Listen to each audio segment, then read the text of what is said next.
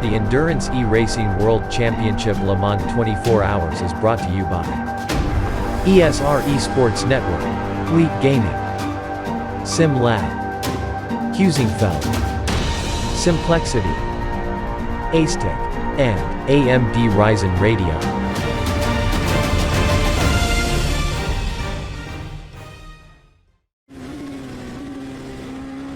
Welcome back to the GTR 24H EEWC here from Le Mans. Just under 17 hours remaining in this race now, and we have got a bit of a battle on with Blake Checkitts and ProSim, who have just made their pit stop on the last lap. They've come out right ahead of the Drillers Esports car, which has been struggling in the last few hours to actually make some progress, but Blake Checkitts has been doing a good job and trying at least to get himself up the order, and now, oh, that's side by side, and either side of a McLaren as they fight down the hill, down towards the S's. That was very, very interesting. In the front line, oh, there's been an accident. Well, very nearly an accident.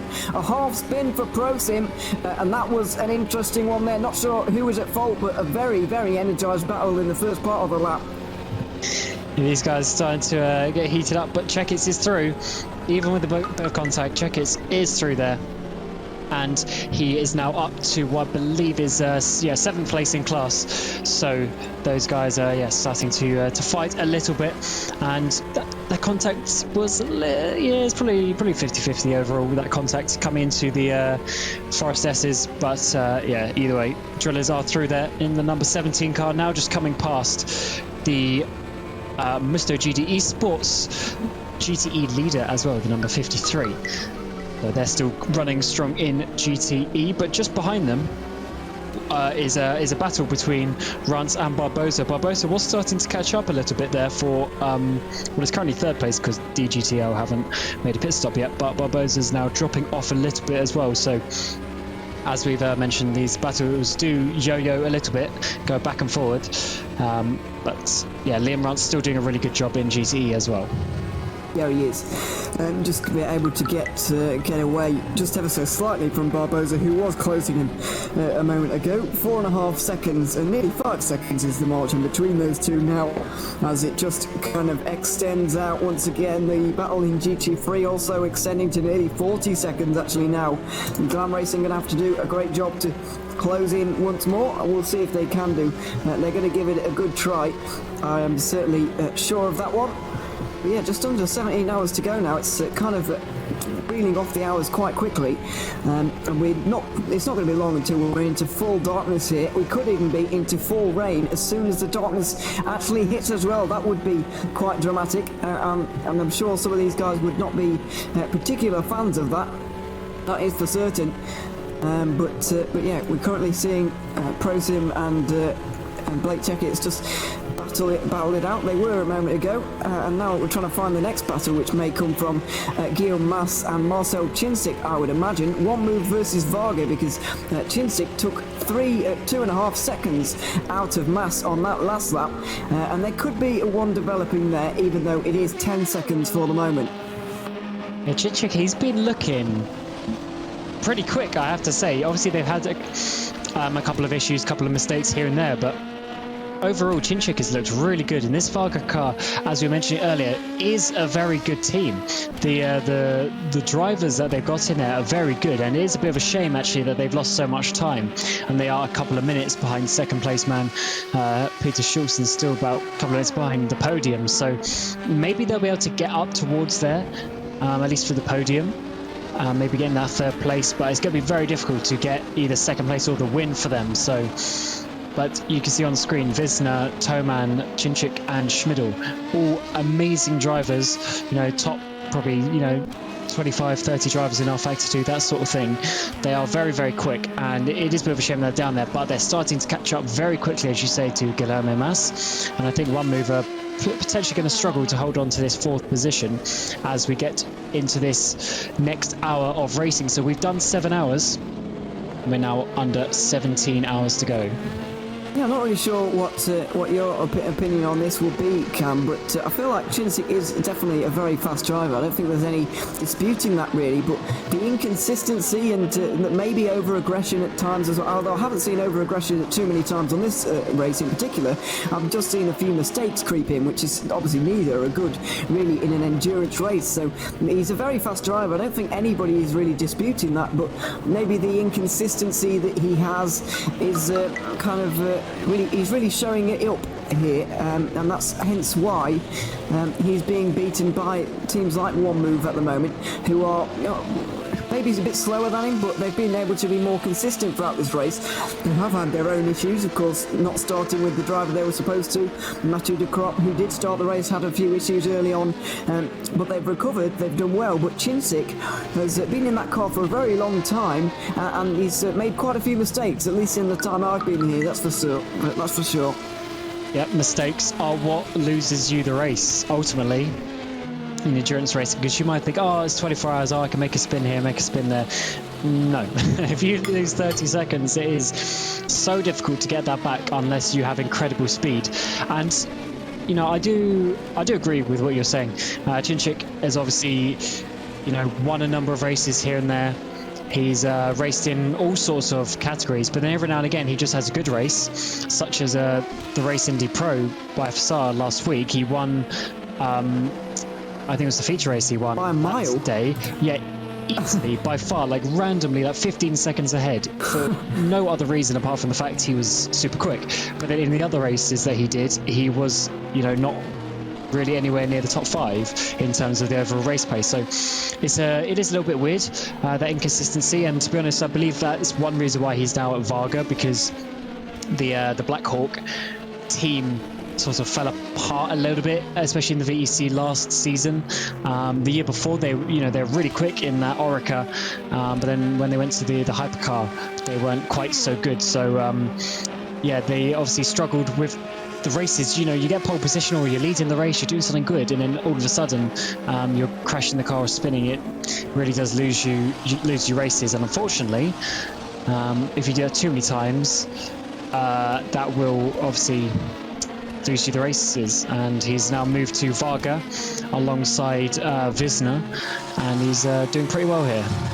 He's also being partnered with Yuri Toman in this race, who is another very fast driver in his own right. And also one more driver they've got on their list, Michał Schmidl, who is another one. I believe we saw him a little bit earlier on, although he might be saved for later. I can't quite remember if I've seen him yet or not, because we are so many hours in now that I'm beginning to forget the things that happened at the start of the race. And this is when you're starting to get deep into the endurance race. And that is why some people actually prefer 6-hour races, because it's just a little bit easier to manage. But here at GTR 24, we are all about the 24-hour races, all about the endurance racing, and especially next season, by the way. I don't know how many people watching this have seen the announcement of next season, and I don't know how extensively I'm allowed to talk about it, if I'm honest, but there's certainly a lot of racing next season, certainly a lot of 24-hour racing next season as well. So the calendar is public, so that's all right. We can talk about the calendar, and we have been actually throughout the broadcast, previously in the broadcasts, and we've been talking about the kind of teams that might be participating in them, like HM Engineering. I believe Varga are in the next couple of seasons as a 1 or 2 year deal for them.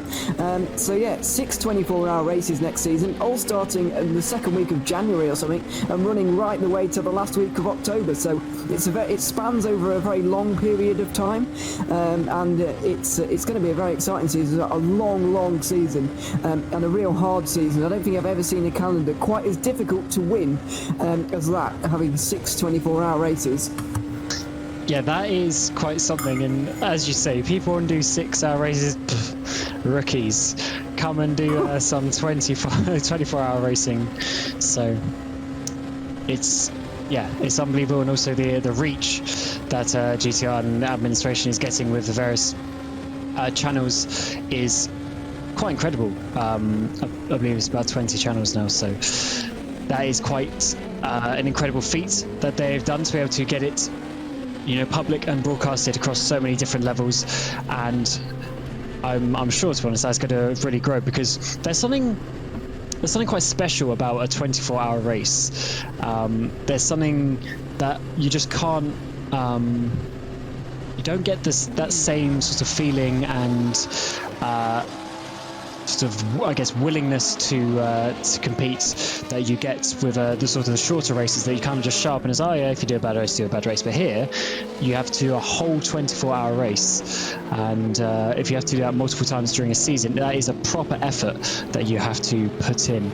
So, yeah, I mean, Ewan, as you're there, do you want to go through the calendar? Yeah, just a footnote as well in the race. Varga Sim Racing, Marcel Cincic has come into the pit lane, so we're not missing any battling out there on the circuit. There are developing ones like Liam Rance and Joao Barbosa, but there are no real battles at the moment. So yeah, the 2021 calendar starts all the way at the 7th of January in Indianapolis for a 24-hour race at the GP circuit there. Sebring has a 24-hour race, and pretty much the first time I've seen anywhere, to be honest. Never seen a 24-hour race at Sebring, so we'll see how that will play out. Silverstone 24 hours then in late April, early May. And then we've got the Nürburgring 24 hours. That's on the short GP circuit where we had a round of the EEWC this season, but obviously double the length this season, 24 hours. Matsusaka 24 hours in August, which like we had last season, and we've got the Le Mans 24 Hours LAN event the very final week of October. A very, very difficult season to compete in and to finish. All of those races will be a remarkable feat in itself, and it is going to be a very, very exciting season. A lot of bang for your buck in terms of how much racing you actually get for just entering the series, and it's going to be a great season, I think. And hopefully battles like this continue into that season. Well, Fair Racing team Cliff van der Ven in the 334 numbered car is now all over the back of ProSim. So ProSim have lost a couple of places in the recent parts of the race. And is this going to be another one? Cliff van der Ven and that Fair Racing team had a lot of experience in this LMP2. I've been racing against that team basically since this Oracle got released a couple of years ago now. So I know exactly what's happening. Oh, a bit of contact there as we come down to the first chicane. Who's going to be bigger on the brakes? This is going to be ProSim on the outside. It looks like they might be able to hold it actually. So ProSim coming back, but Fair Racing team now going to hold it around the outside to have a better line with the inside. And now ProSim going to have to come back, but I don't think this battle is over. No, definitely not. Tucked right in behind there is the ProSim car, the 007. Now looking to swoop to the outside maybe.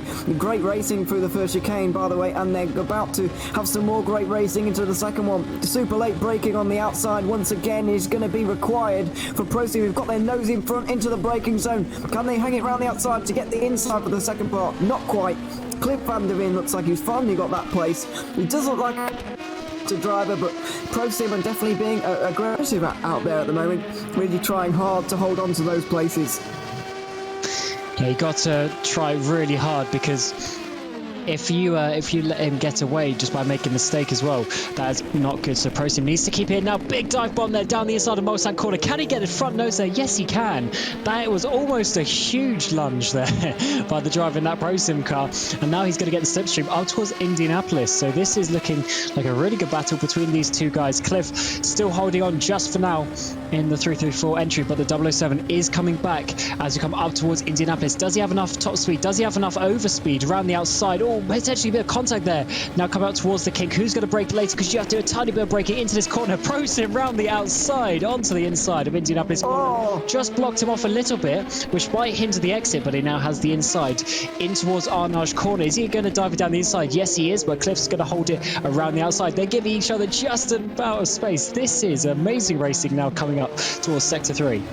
Yeah, they're having a great fight at the moment, and fortunately it's been without contact as well, which is exactly what we like to see. ProSim looking fast again in a straight line. Maybe they've got a little bit less wing on that car to make it fast in a straight line, but round the outside through the Porsche curves, it says that they are not going to be able to do it through there. You're on all the grimy rubber and dirt on the outside of the corner. There is just no way you can get round the outside. Cliff van der Ven finally makes his way through. That was a fantastic battle, and credit has to be given to ProSim for fighting hard, but they weren't fighting a losing. Well, they were fighting a losing battle a little bit, but they were doing it fairly. And sometimes when you're in those kind of positions, you can be overly aggressive and make moves that you shouldn't really be making. But it was totally fair there from ProSim, and they did a great job of putting up a great fight.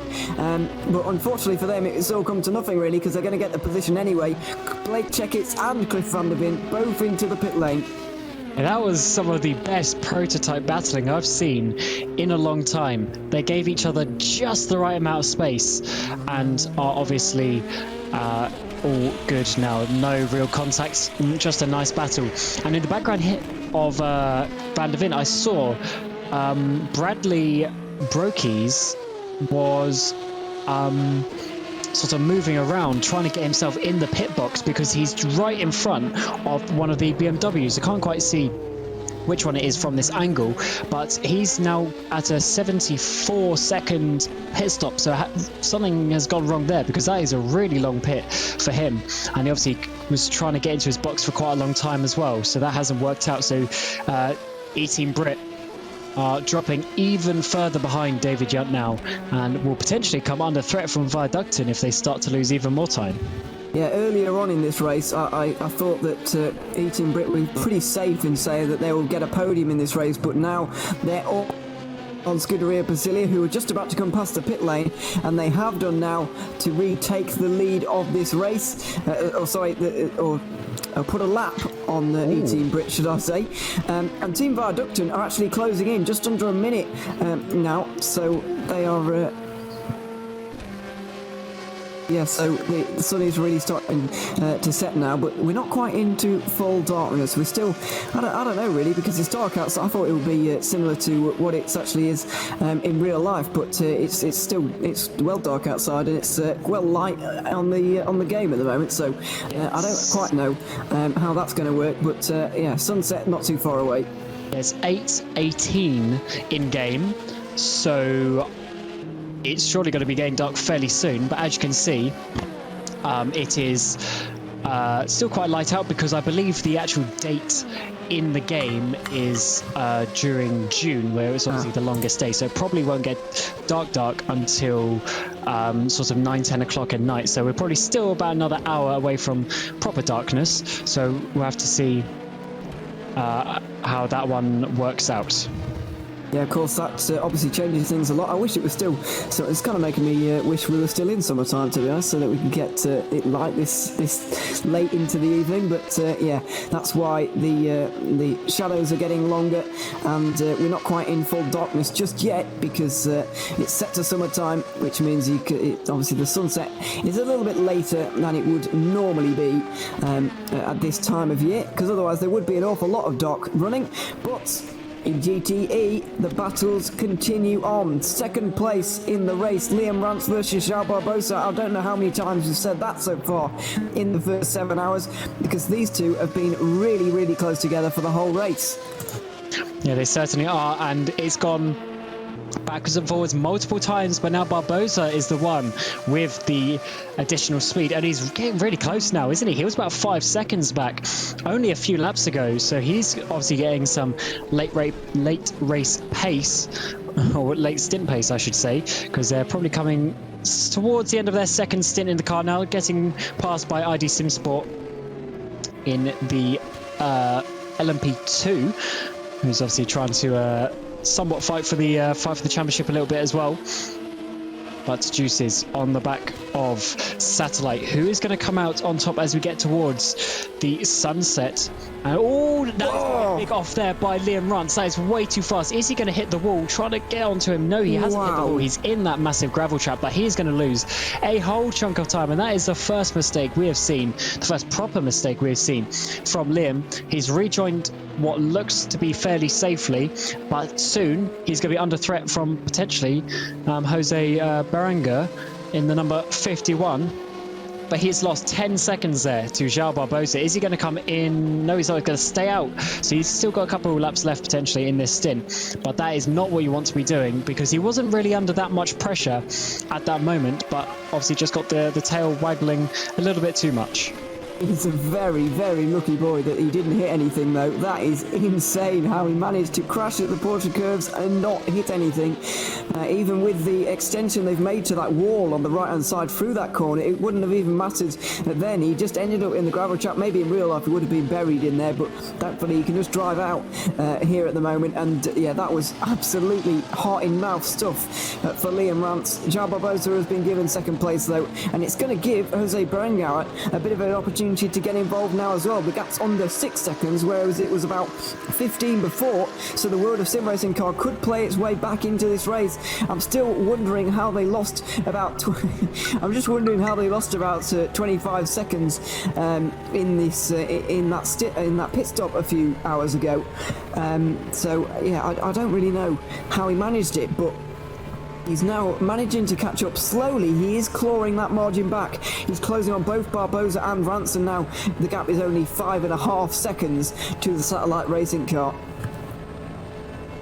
Yeah, I think Liam Rance has already started to catch up a little bit to Barbosa, so I believe he's going to probably eventually catch him up, but that is a lot of time he's going to have to get back, and also potentially fend off from Berenguer if he is starting to show a bit of pace, because that 51 car has obviously dropped off. This was a three-way battle, but you've obviously seen onboard pictures now. Clint getting past that one of the DSR cars in 4th place, and the leader in GTE is now Giordano Valeriano, so another top-level driver there for Musto, with that absolutely stacked entry in the GTE. So those guys are doing really good so far to try and get this championship win. But if they could get a championship win alongside a Le Mans win, they're going to be winning quite a lot of prizes as well. Because as I mentioned, there's prizes not only for the championship, but also for the specific race here at Le Mans. Yeah, it would be absolutely massive for them, and they have got a really great lineup. David Greco started the race, and he did a good job. Then Tiziano Brioni got into that car, Sprint Series, GTR 24H Sprint Series champion, crowned about just under a month ago, actually just over a month ago now, when he was crowned alongside Pierluca Amato, who is, I haven't seen him on the list here, but he could be driving one of the Musto entries somewhere. Either way, Giordano Valeriano is in that car at the moment, and partnering those three is Marco Massetti and Giuseppe Di Fuoco. So you're absolutely right, that is a really great lineup, but that's not to say that some of the other lineups aren't really good indeed. Like Juices have got 4 fantastic drivers, so have World of Sim Racing, I would argue, as well. If they're a little bit lesser known names, but they're really rising stars in to GT racing in particular, I would say, with the likes of Jordi San Andres, Alvaro Martinez, Jose Berenguer, who we've got at the moment, Sol Sanchez, and Blaž Mesk, or something like that, who we saw earlier on in this race. That's a very good team as well. But yeah, lots of great teams in GTE, but nobody can get near Musto for the moment. This is kind of hilarious. One Echo are almost bump drafting the class leading Ferrari, just showing how much pace they do have, and just showing as well that the GT3s are actually quicker in a straight line, I believe. So that is just the balance between them, because I do believe so GT3s obviously have ABS, and I think they're slightly quicker in a straight line, but obviously they have less downforce as well. So that's sort of the ebbs and flows of the two categories, and obviously it generally works out to be that the GTE is a bit quicker because of the downforce it has in the corners. It makes up for what it potentially loses in a straight line, but the One Echo is really on the back here of the race or class leading Musto. So that is yeah, quite interesting how that works out for those cars. On the screen you've been seeing your race leader, your own Kweekel, who is now leading by almost 3 minutes from Linus Lundvall, which is quite an incredible feat, but I do believe they owe us a pit stop, so that will go down by a minute or so, but they are still leading by a very comfortable margin. Yeah, they owe us a pit stop in about 8 laps time, I would suggest. And Linus Lundvall has got into that car now for Seawolf Net Race, and they're losing about 30 seconds a stint at this rate, and that is quite a lot to make up. Even though Ibrahim Khan is a very fast driver in that team, he's just not going to get anywhere near drillers on his own. He's going to need some help, and at the moment he hasn't really got it from his teammates, I'm afraid, and it's stretching out that margin at the front of the race. But down the order just a little bit, 38th overall, 8th in the GT3 class. We've got Jugulit Milio. Well, hang on a minute. Yeah, that's somebody, Oshipinti, is battling with the DIS SR Lab 46 into the Mulsanne corner. The Musto car just about got through into the second Mulsanne chicane. The McLaren giving it a run for its money, though, down into the Mulsanne corner now. And they're going to continue battling on. It's a bit of a recovery drive for Musto at this point in the race after Primavera's accident. They're definitely showing themselves to have... excuse me, they're definitely showing themselves to have decent pace here, despite the issues that they have had. Yeah, 5 laps down on class leader, but they are still pushing through and trying to get something to work in that Mercedes, which is also not overly favourable with the BOP as well. So it's quite interesting, actually, that they chose that car. Maybe they just prefer it. I mean, it is actually quite nice to drive. Oh, as the 46 there goes too deep into Arnage. But yeah, the Mercedes isn't necessarily the best car to choose, but they're holding on to that 8th place in class very well, as they now have the IDOS Motorsport car, who is, I think, still being driven, yes, by Peter Schultz. The number 717 is coming through to come now into the Porsche curves and having to go around this, and the IDOS car is still looking fairly comfortable for that second place, because I believe Rod Porn still owes a pit stop for Ricky Monsters. He's in there now, just serving that pit stop that he does owe us.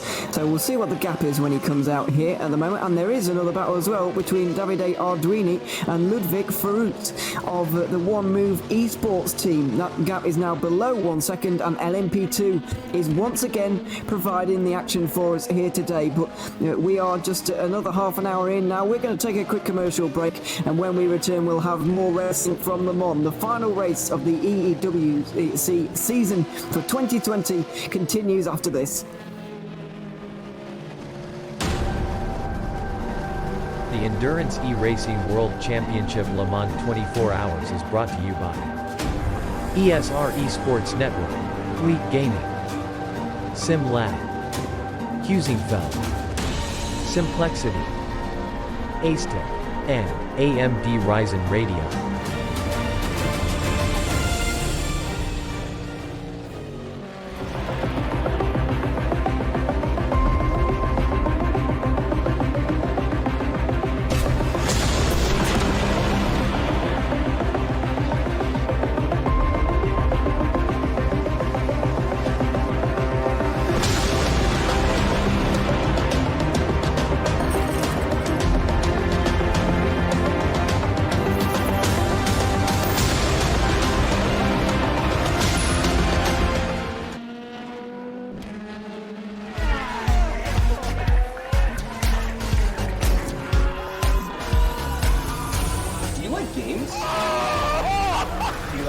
Do you hate watching laggy streams of tournaments on 13-inch screens? Oh my god! Of course you do. But you don't have to worry about that anymore. He has a jump, son!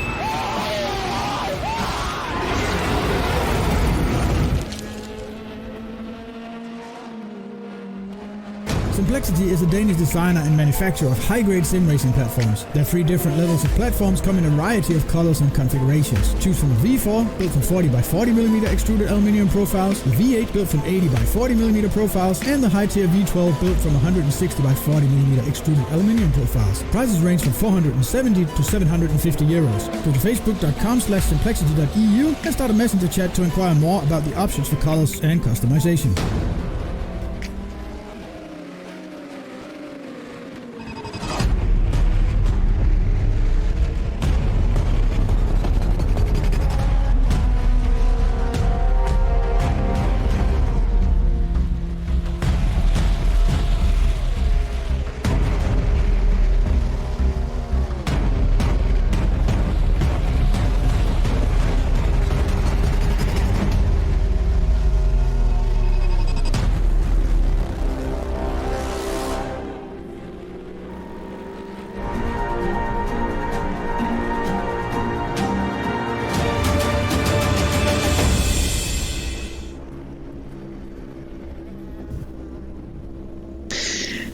So welcome back to the 24 Hours of Le Mans by GTR 24H. And we are just coming up to 16.5 hours left to go, so still plenty of time coming up to that 1/3 mark. However, we are still seeing plenty of battles up and down, which is really great to see actually, because these guys are obviously well into a race now, but they're still keeping very close on track. So there's a couple of battles that we need to look out for. One is the battle between the 33 and the 11, which is an on-track battle at the moment.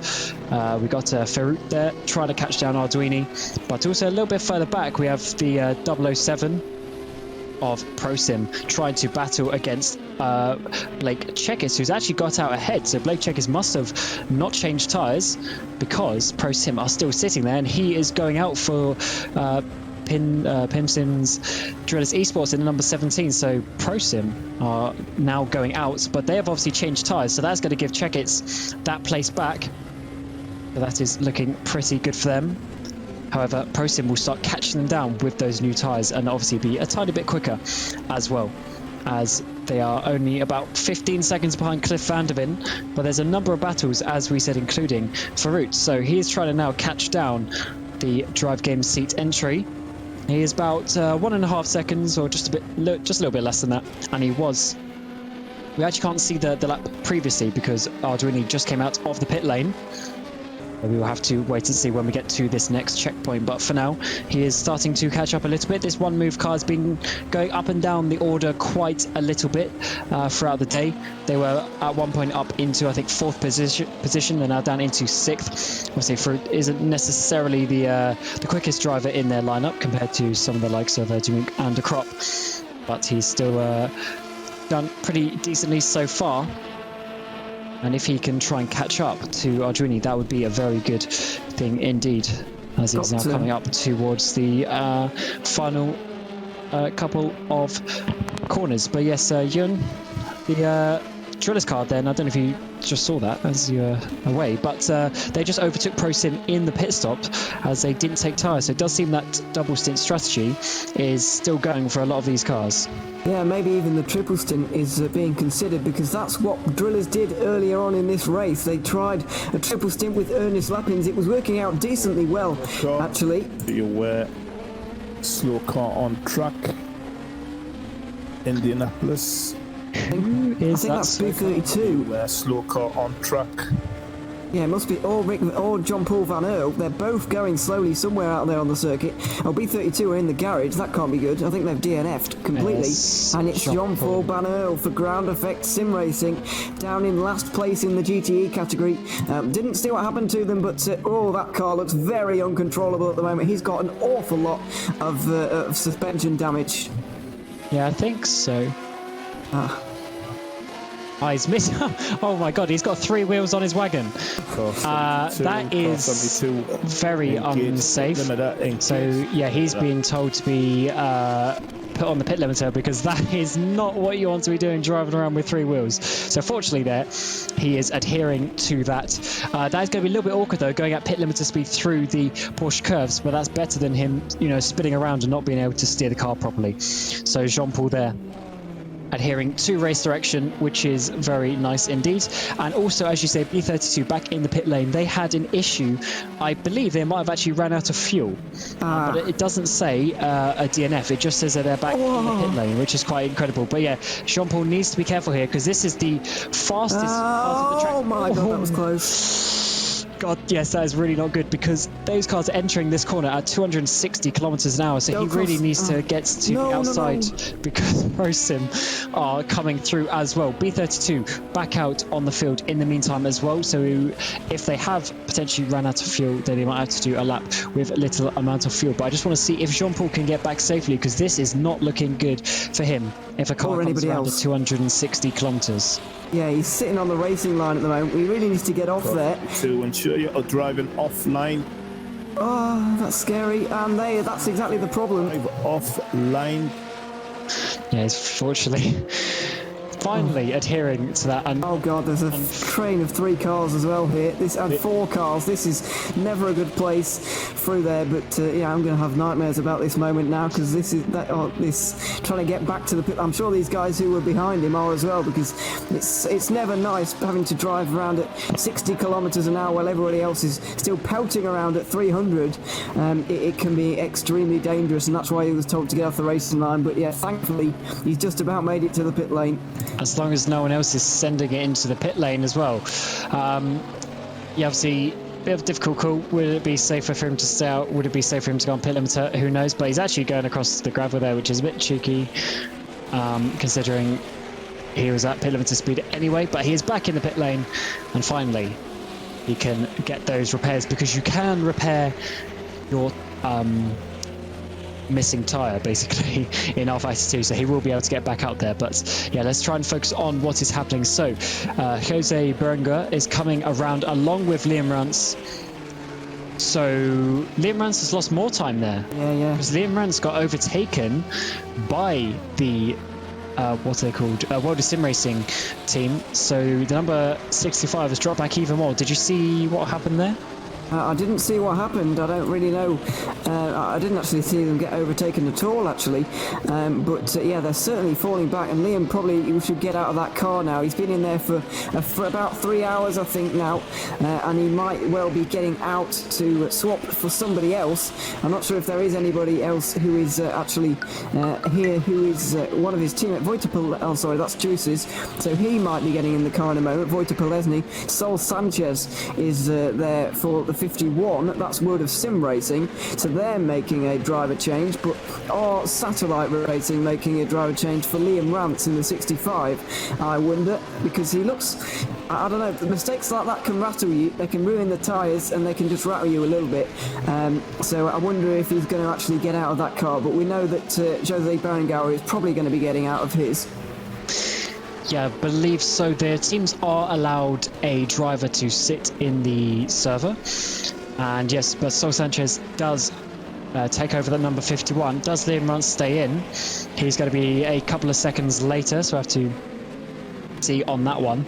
But yes, drivers are, or the teams I should say, are allowed a basic person to sit on the server and spectate, such as a race engineer. However, obviously they have to remove themselves to do a drive swap, because you're only allowed one person on at any one, or one extra person on at any one time. But now Sol Sanchez needs to get up to speed, because Liam Rance, despite that mistake, was still looking fairly good on pace, although he obviously lost a little bit more somewhere, which is why he ended up losing that what would be then the 3rd position as well. Yeah, I'll try and work out where that really came in, but their in-laps were almost identical, actually. I know we can't take much from that, but we know that it wasn't on the in-lap. Must have been while we were away at the break or something like that, because he has dropped behind Berenguer now. Or maybe there wasn't even a mistake. Maybe there was just an overtaking that we didn't see. It's highly possible. But Liam Rance back out there once again. Third driver to get in that car. Jimmy Nasula has been driving an awful lot so far, and they're using him up quite a lot early on in this race. But this is the first time that Sol Sanchez has been into that car, as the ProSim 007 LMP2 is into the pit lane, and I'm not entirely sure why. I think this is a little bit off schedule, actually.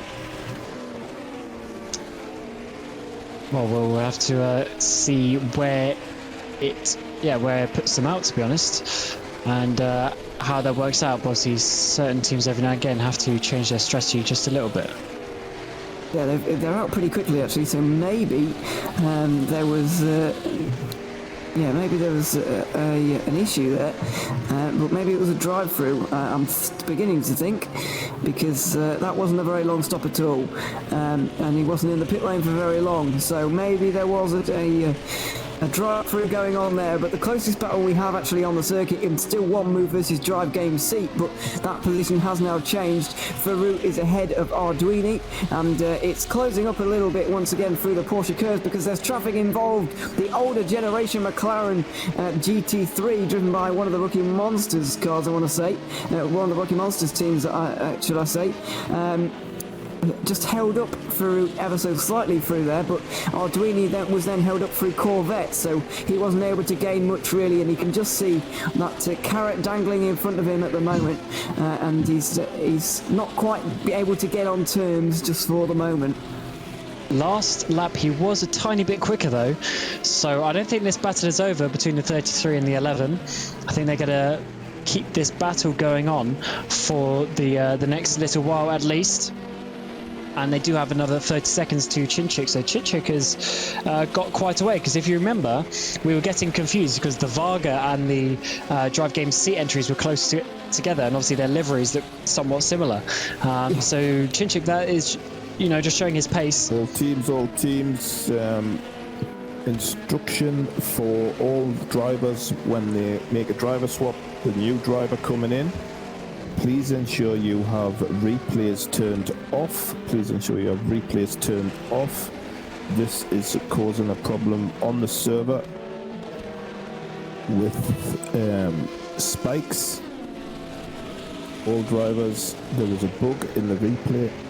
Turn replays off before you take over the car, and once you leave the car, please then go into your settings and turn replays off. Teams there just being reminded to turn off the rFactor 2 setting to save the replays, because as everyone knows, especially at Le Mans, it can cause issues with rFactor 2 with purely just the amount of data, and I guess the size of it gets so big on Le Mans for whatever reason. Obviously it is a bigger track, it's a lot more to load, and especially with 40 odd cars that can be a slight issue with rFactor 2, as seen in virtual Le Mans and other endurance races over the course of the last year or so. So that is Race Direction trying to do preventative measures to stop any sort of red flag or break in the race. I think that Virtual Le Mans had at least one red flag by this point, didn't they? So we're doing better than them at this point. I don't want to jinx anything though. They went something like 16 hours to the end of the race, so they had two by like 8 or 9 hours into the race. They were bracing themselves at that point. They went to something like 15, 16 to the end of the race after the second red flag. I believe the first one was actually due to an issue with the server, or like a setting, or like a race setting issue. I believe the second one was actually a red flag because of the so-called driver swap issue that has been in rFactor 2 for the last year or so. But GTR itself, obviously we had a 24 hours of the Nürburgring, of the Nordschleife, and that is obviously just as big a track. Yes, there were less cars, but that went absolutely fine, green the whole way through. So it's certainly possible, and I'm sure that it's going to be sorted out eventually. But obviously Race Direction want to be as kind as possible to everyone, try and get everyone racing as much as we can and not having any sort of red flags or restarts, which is good to see, and hopefully the teams do adhere to that as we get towards the evening, which is really starting to fall in now. It's starting to get quite dull, quite low light over the track, but as it is with the summer timings in the track, it does take quite a while to get to that night. Yeah, it's approaching 9 o'clock local time now, and it's not dark yet. So obviously, if you're in the northern hemisphere at the moment, that's a bit of an unheard of prospect, as we're heading rapidly towards winter and some very short days and some very long nights. And it's going to be not quite such a long night in terms of the actual driving here in the GTR 24 hours today. And tomorrow, of course, but it is going to be a little bit of a long night in terms of the actual driver. It's going to be dark for quite a long time, and that can make you feel more tired. When the sun comes up in the morning, you do start to feel revitalised, like you can get to the end of the race. As I was mentioning in practice on Thursday, the sun comes up, you kind of feel a bit woken up, and you feel like you can finally do it. At this point of night, you're enjoying the race Saturday night, but once it ticks over to Sunday morning, you really start to realise that we've got a long way to go here, because when you get to midnight, it's still 12 hours to go. That's a long way. So it really starts to become, you almost think that you can't make it to the end at all at that point. There's just so much that can go wrong over that period of time. You almost don't believe in yourself anymore. But these guys will obviously be able to believe in themselves. When the sun comes up, you really start to see the home straight becomes into view once again, it's a really refreshing feeling to see the sun come up on Sunday morning, and of course I probably won't see the sun on Sunday morning, but either way, those who are actually driving and who are going through that shift that everybody fights for, really, don't they, this sunrise stint, because it is one of the most beautiful to look at. Although it is can't see o'clock, as you would say, Cam. And it's kind of a weird time, because generally by then the races all calm down a bit, because you're generally somewhere in the region of, like 16 hours into the race. So you've had 2/3 of the race, everything's sort of calmed down a little bit, the gaps are generally spread out, and you just at that point where you're just pushing. I would love to do a 24-hour race in real life, even a karting 24-hour race. That is still something I want to tick off my bucket list, because again, just having that experience of waking up in the morning at the LAN event, EEWC LAN event last year, I had that stint where I drove until like 5 o'clock in the morning, 6 o'clock in the morning.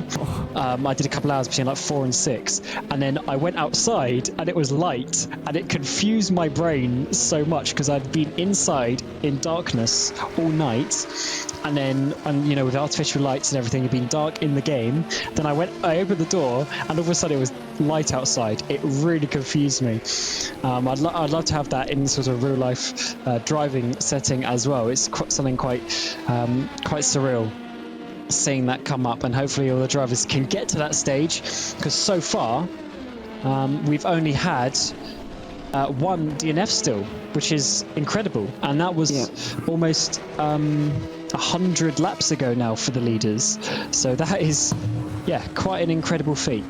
Yeah, it was way before I came on air, and me and you came on air about 4 hours into the race. It was about an hour and just under 2 hours into the race. We had our first and only retirement in this race, the HM Engineering car driven by Ferris Stanley. He was actually going quite well, involved in fights, as he often is actually. Obviously it was all nice and clean, they were having some great battles, but unfortunately his engine let go. Don't know if there was a hardware failure that caused an excessive downshift or something like that, because or just a double downshift, that can happen as well, but something clearly went on there. The engine blew, and I know that the LMP2 engine, the Orica engine, the Gibson V8 that it is particularly fragile, probably the most fragile of the engines that we actually have here on show today. Yeah, also that GT3 engine that would have been obviously in the back of the Wanako. Some of those are actually really sensitive, especially the Corvette. You can easily blow your engine on like the second or third lap if you're really harsh with the downshifts, and obviously you've got to try and make the engine last 24 hours. So yeah, you got to be quite careful, you got to be smart about it and drive your car accordingly. And potentially that is what happened coming, because it was just out of Mulsanne corner, so potentially he blew it coming out of Mulsanne corner, then obviously just coasted a bit past that. I still don't know the exact issue with that, but yeah, obviously the engines are designed to last 24 hours, and they obviously have done, because there have been obviously races that haven't been interrupted by red flags or anything like that, so it can be done. You just have to drive sometimes accordingly to the conditions, including your downshifting, and be a little bit careful with that. Yeah, absolutely. You've got to manage everything really in endurance racing, and that, of course, is one of them. Now, Jeroen Kweekel is coming up towards the back of Linus Lundvall for not a pass-full position in any way. He's about to lap the second-place car. He's not far away from a pit stop himself, but he's about to put a whole lap on the field. Lundvall doesn't look as fast as those before him either, and now it's all starting to fall into place for Drillers Esports. We're approaching 1/3 distance now in this race, I do believe. We are indeed. Now it gets out the way, does Lundvall. He knows that that's not the best opportunity to get involved in a fight, and now he lets Quickle through, and Drillers Esports have a lap on the field here at Le Mans. Yeah, that is, I can tell you from personal experience, that is quite a depressing feeling. As we saw Rick Van L there, I just saw on the live stream a couple of seconds ago, he completely jumped over that chicane, so that is probably not allowed. And he's probably got a, oh no, this is when he had no front wheel. Or has he got no front wheel again? Oh, he might still have no front wheel, because Musto, when they lost a wheel earlier on in 36th overall, when they lost a wheel earlier on, Musto GD-Esports, they didn't get their wheel repaired. Whoa, that's a big spin, and no wheel on that car. Oh, the rear wing's off again. The car is going to have to come back into the pit lane, and it's going to have to go back on the pit limiter as well, I think. Yeah, that is... Attention. What is race direction going to say? The suspense is palpable. Here we go. 60 in 10 seconds. Wow. First code 60 of the race. Oh, this is spicy. It is, yes. 4, Ground effects 3, are... 2, 1, code 60. Everyone now is at 60, so that is a little bit safer than everyone pounding round. But yeah, he's got no wheel and no rear wing. So, but this is Rick Van L, so this is the other Van L. They obviously swapped drivers. I believe Jean-Paul is father of Rick. So you've got father-son action going on in that team. And Both sim are slow for some reason. Oh, they were a minute ago. Danish sim racing are not on the pit limiter. They were overtaking as well. Sorry, Danish Racing League. They just overtook ID Sim Sport. Code 60 is also quite interesting because it is so slow. I ducked in as well. If you make a pit stop now, you're going to save a lot of time. The issue is you might be like, let's make a pit stop. Guessing from your position back to the pit lane at 80 or 60 kilometers an hour is like painfully slow. Obviously it's safe, but it's painfully slow. So some of these drivers might be like, oh yeah, we'll make a pit stop, and then you realize you're halfway around the track, and 60 kilometers is obviously what you'd be doing in your road car if you went and drove around here. So it obviously takes a little bit longer to get around, and we will now basically wait until we have a couple of cars coming in. Inchinisti, Ochapinti, all of them coming in, as I assume most drivers would. But everyone ahead of Rick Van L is going to get a benefit. Everyone behind him will obviously not, because he's going to go green pretty much as soon as he gets in the pit lane and is safe. So everyone...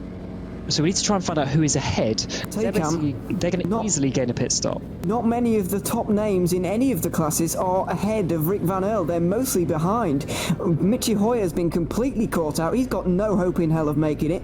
But Eidos Motorsport are either absolutely level with Rick Van L at the moment, or ever so slightly in front. So they might be able to sneak in and get a few seconds of a pit stop in there. But really not very much. Rookie Monsters are going to lose out in this. And in GTE, they're all behind Rick Van L as well. Musto GD-Esports are so far out in front that they have passed the pit lane by the time the Code 60 came out. Juicy's Motorsport Club are behind Rick Van L as well. So it's actually not changed anything at the front of any of the classes, I don't think, because in GT, they're also a long way behind. Although Glam Racing did just go past the pit lane there.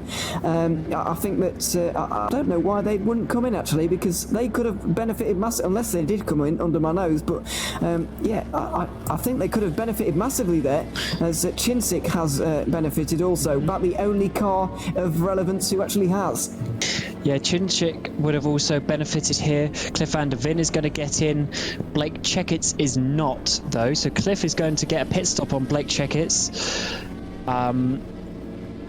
I should say Michi Hoier is not going to go into game, but Peter Schultz is. Robert Porn is not. So yeah, this is actually quite interesting for where the order is going to be after this. So I assume Pepe is going to come in. Please come to the race control room. Thank you. or ground effect have been actually called to race control. So race control are not happy with how their drivers have been, because that is the first time I've heard that, having been called out. So yeah, that is the first team to race control, which is not best.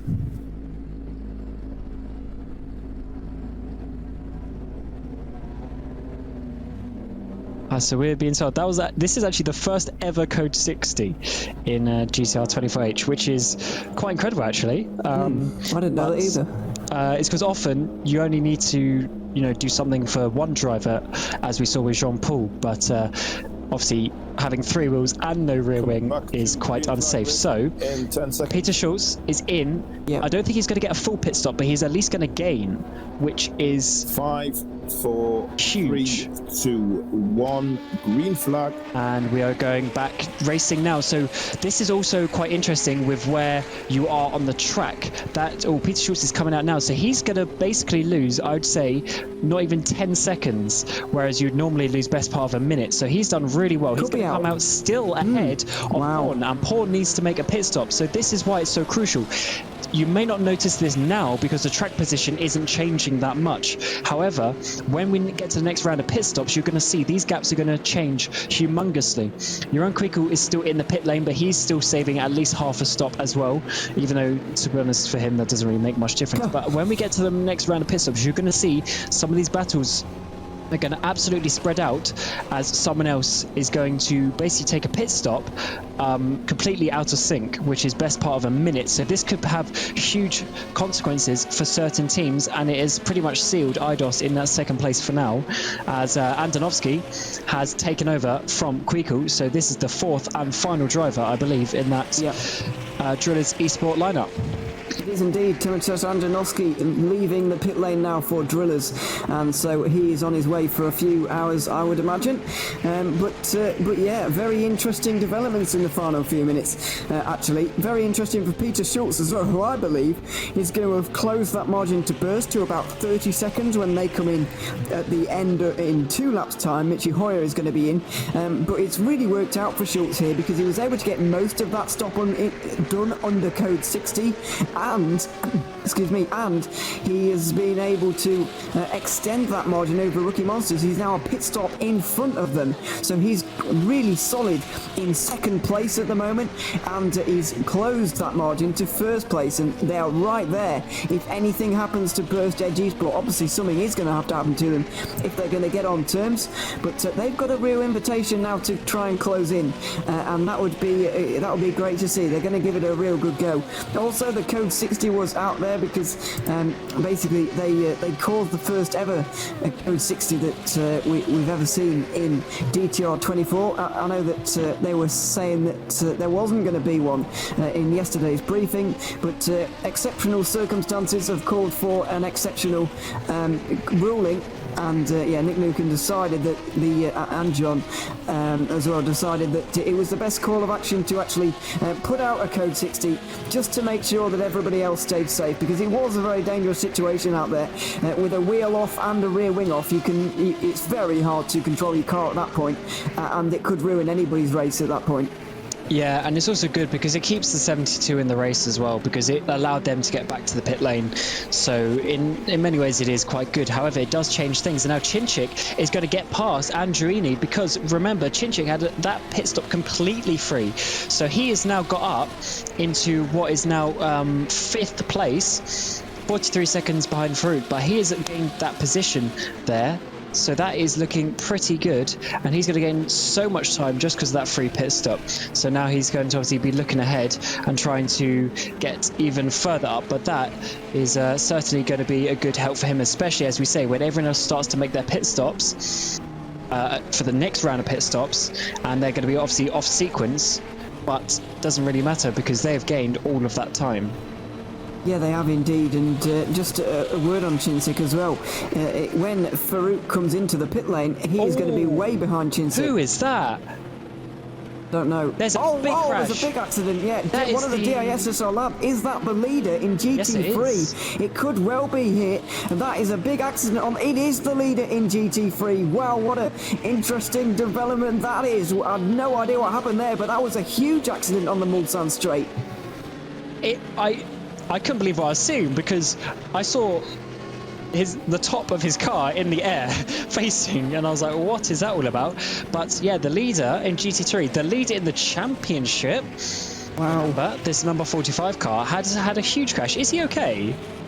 Let's have a look at his steering angle. No, that is definitely bent, so he is going to have to come in, I would say, for some pit repairs. But that is really not good at all. I'm going to see if I could try and get a replay, but as we mentioned before, R-Factor doesn't really like the replays in long races. No, unfortunately not. So it doesn't look like we are going to be able to find out what happened. We'll have to talk to one of them, I'd imagine, after their stint, because that was a real shame to see. Wow, that is really, really bad news for them in the championship and in the race. It means that Glam Racing are probably going to take the lead of the race away from them here in a moment. And what about the championship? The 999 is 26 points behind. Now, where is the 999 car in this order at the moment? Bradley Sellers is driving it in 5th place, so they might be able to pit, repair the damage and get out in front of their championship rivals if they have a quick pit stop, or quick enough pit stop.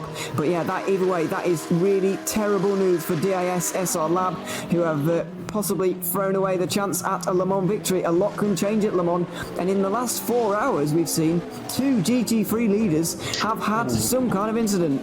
And here we go. So Michi Hoier and Farut, they're coming into the pit lane now. So now we're going to see the gain that Schultz and Chinchik have had on them. So this could be quite major in these 2 positions. Obviously, Hoyer's probably still going to have the lead, but Schultz and the IDOS entry could have caught him up quite a bit here.